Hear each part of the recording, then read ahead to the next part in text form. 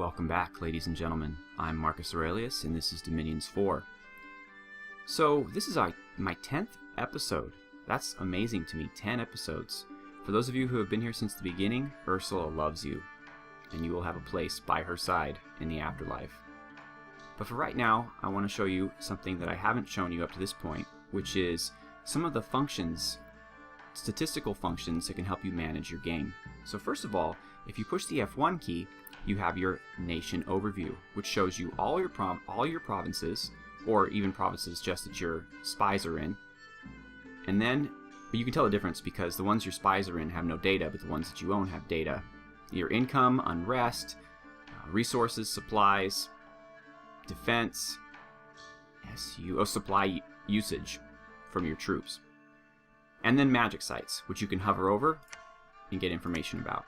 And finally, what you have searched in those provinces. So you can see that Ursula has been in these provinces because she searched them for 4, 4, and 5. A neat thing too is that for all the mages that you have, it shows you what searches they are capable of doing. So there's Ursula, you could just tell by her paths. And so you can quickly see what has been searched where and who could potentially search more in that location. You also see all of your leaders, what they're doing.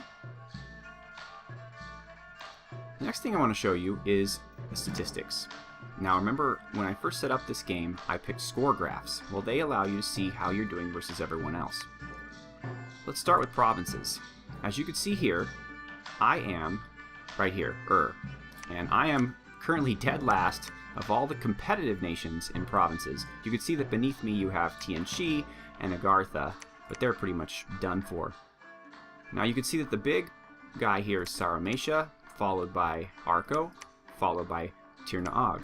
My nemesis right now, Sitis, is slightly ahead of me, but as you can see, he has gained a lot of that at my expense, and I intend to take it back. Next, with forts, everyone currently has 1, with the exception of Tirnaag, who has 2, and Saramatia with 3. So Saramatia seems to be a pretty strong late-game player. Now here's a good sign for once. Our income is the highest of everyone, even Saramatia, who's trying but not quite there. This is due to our order in our domain, which is causing our income to increase. Once we get more provinces, it will increase even further. Gem income, also, we are tied for first place, and that is amazing because Ursula so far hasn't found a single magic site, but we have found a couple level 0 sites, and I think that's why it's that way. In research, we are currently in 4th place, but let's look a little closer. The people in the 1st place and the 2nd place are Tianchi and Agartha, both of which are practically out of the game, so it doesn't really matter how much research they've done. Now, scarily enough, Tirnaag is ahead of me. Now, they have good research and good armies and good provinces, so they're more of a threat. With Dominion, you can see here that I'm doing very well with that. My strong Dominion and my temples have pushed it up so that I'm in 2nd place next to Arco. And I think Arco's getting a lot of a benefit from the fact that they're not really fighting anyone or close to anyone. Behind me is Tianchi, who again, who cares? They're almost done for. I mean, right now they're slightly threatening to me in my southeast, but overall, they're not doing so well. And then we have, far, far down the list, Tirnaag. Finally, army size. This is a pretty scary one for us. With the exception, again, of the 2 nations that are nearly out of it, we are at the bottom. And even Tianchi, who is now currently threatening me, is almost as strong as we are. So they have almost as many men in that one army that we saw that I do in my entire nation. That's quite problematic. So, these are the score graphs, and I believe every 10 turns I will take a look at those and summarize what's going on. The next thing you want to look at is the pretenders of the world. This shows you all of the different pretenders and the nations they represent. And of course this is us. Ursula, goddess of the winds, mistress of hunting, queen of near and close. Well, I'd like her to be the queen of near and far, but apparently we're not there yet and we just need to work a little harder. An interesting thing I learned is that the throne that I'm fighting for, that Sitis just captured, is actually one of the level 2 thrones, and I really want it. It spreads your dominion really well. Most only do it by 1, and it does it by 2, but also you get growth plus 1, more population, more income, more supplies. Right now, Sitis is benefiting from this, and I want to. It also produces 3 nature gems. Throne of Summer, as we already discussed, produces 1 fire gem and gets heat +1. Not as good. Okay, so thank you so much for watching, and I just want you to know that I'm not just playing this game. Between the different episodes, I'm doing my homework. I'm looking in the manual, reading through the forums, and trying to utilize that knowledge to make this a better Let's Play. For example, I mentioned in the last episode that I was going to summon horned serpents, and I said that the reason why I chose to summon them is because they had a lot of hit points. Well, after doing some research, I found they actually don't. Crocodiles have more hit points, more strength, more protection, and more morale. Now, the horned serpents have more attack, defense, and encumbrance. Or, sorry, attack, defense, and they have twice as much magic resistance. Now, magic resistance doesn't matter all that much because I don't expect Satis to be throwing big spells at my troops, but it looks like in the long run, crocodiles are actually a better choice than horned serpents. So I'm still going to cast them so you can see what they look like, but then I'm going to switch to crocodiles. So, the problem with the crocodiles, however, though, is that their defense is low. Their protection is higher than the horned serpents, but their defense is low, and so they are very easy to hit. How can I fix that? Well, just like everything else, there's a spell for that. So, back where I was intending to go, Alteration 4, there's a spell called Quickness, which will not only let my crocodiles attack twice every turn, but it gives them +3 defense. So, I need a level 2 Water Mage to cast it, and as you know, I'm currently building a level 2, well, sorry, no, I already built a level 2 Water Mage. So everything kind of works together here. Alright. Now, I'm a little disappointed because this game, one thing that makes it fantastic is that it has a lot of variety. And I haven't been able to really show that to you yet. I've showed you a few nations, I've showed you a few physical battles, but I really haven't shown you much in the way of spells, and since Ursula can't seem to find a magic site if it's right in front of her, I haven't been able to show you any of the unique variety that brings to the game either. Hopefully that will soon change. I'm going to start conjuring some interesting creatures, and hopefully Ursula will at some point find a magical site. Okay, well, let's end the turn.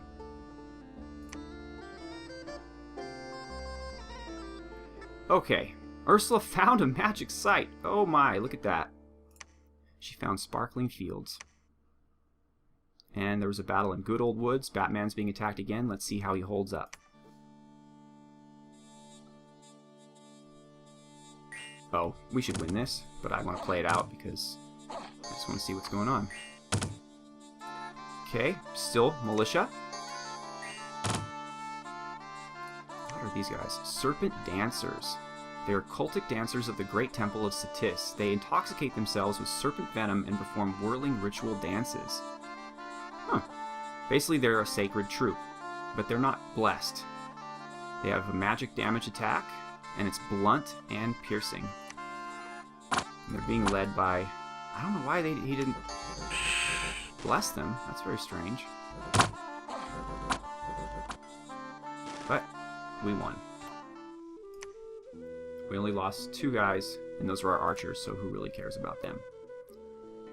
Okay, what did we find? Sparkling fields. Ooh, 1 air gem. Good, we could use that. Now things get a little tricky. I'm going to send Ursula to explore the Dark Woods. You figure with a name like the Dark Woods, there must be something there. However, I don't want her to get involved in any fighting, so I'm going to set her up way in the back, and I'm going to ask her to retreat. So should this territory be attacked while she is there, she's just going to get the heck out of there, come back here. Meanwhile, I'm going to have Surreal and his group. And what's cool is that once you move a team together, they will stay together unless you shift-click them out of it, or alt-click.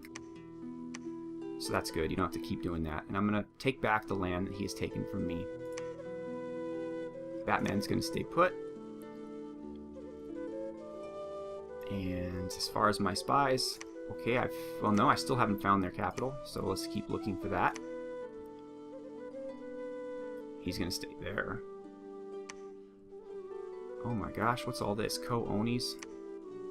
So let's move down. I'm trying to be a little smart now and scouting out the places I'm conquering before I try to conquer them, because as you can see, just having sort of half knowledge from being close to a territory isn't quite as accurate as it could be.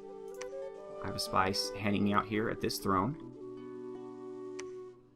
Albathria? No, that's not their capital. Let's go up here.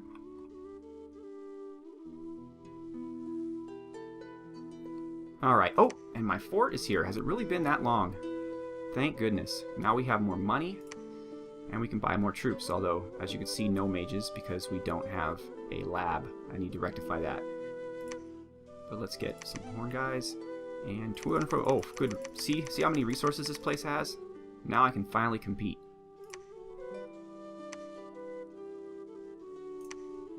And let's get one of my Salmays out here quickly to build a lab. We're also going to recruit more of the Yuge. Actually, let's get another Ishib, since we're going to get that quickness spell.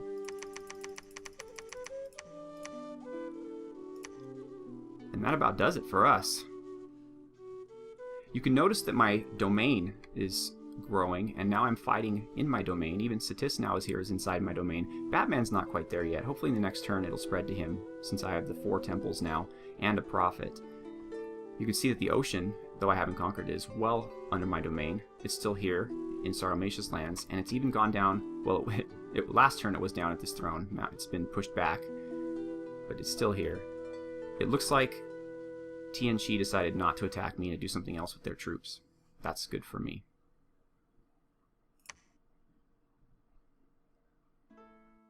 Okay, I'm at Conjuration 3, I believe, where I need to be.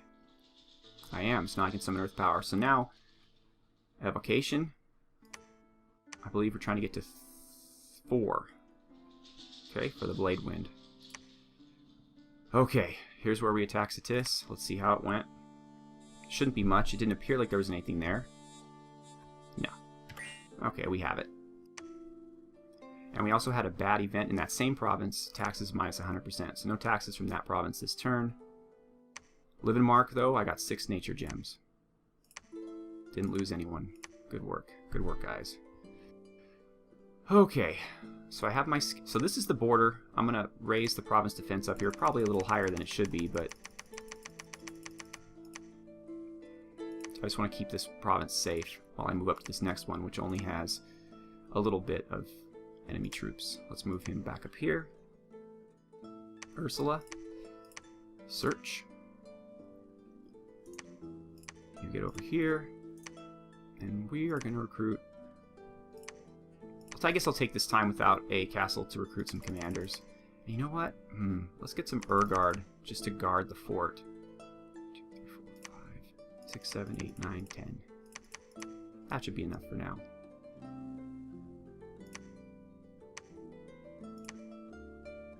Oh, I can't even afford a mage. That wasn't too smart.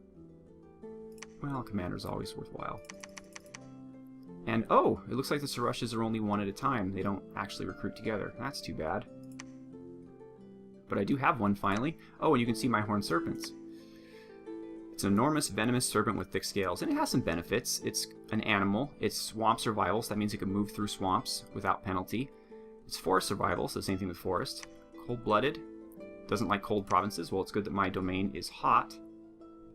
It's poison resistant, but it is undisciplined, which means you cannot tell it what to do. It sets in skirmish formation, and if you put it in the same group as any disciplined troops, they become undisciplined as well. So you're better off putting them in their own place. And here's my Sarush. Okay. So now I want to take, who was it? Ninhursag, and I want to get some crocodiles for you all to see. And I'm running out of time, so thank you so much for watching. 10 episodes. Woohoo! Thank you again. Bye-bye.